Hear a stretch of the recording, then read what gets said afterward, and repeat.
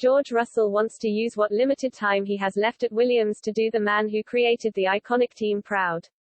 F1 Air continuing to mourn the death of legend Sir Frank Williams after he passed away on Sunday morning, and he will be hugely missed by everyone on the paddock, particularly by those wearing the colours of the team bearing his name. Russell is one of those, and has impressed while representing the team which gave him his first shot in F1. But the 23-year-old will only complete 2 more races for the team, before making the jump to Mercedes to partner Lewis Hamilton from 2022. He already knew his parting would be a very emotional one, and that is even more the case in the context of Williams' death. It's hard to put into words what Frank meant to this team, Russell told The Telegraph ahead of this weekend's Saudi Arabian Grand Prix. He was just such an icon of the sport. Obviously for me, growing up and watching F1 and dreaming of being a Formula One driver, it was every kid's dream to be part of a team like Williams. I'm just so incredibly proud to be able to say I raced for him.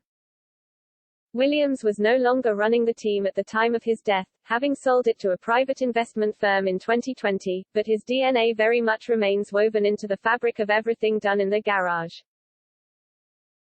That is the view of Russell, who joined when Sir Frank and daughter Claire were still very much running things. I think what this team stands for, its values, will always be the same, the Norfolk racer added.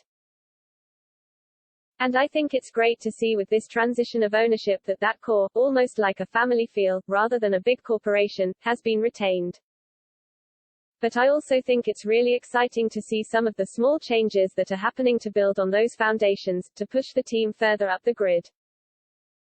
The whole paddock will pay tribute to the F1 icon this weekend, with the 2 Williams cars driven by Russell and Nicholas Latifi sporting a special livery bearing his full name.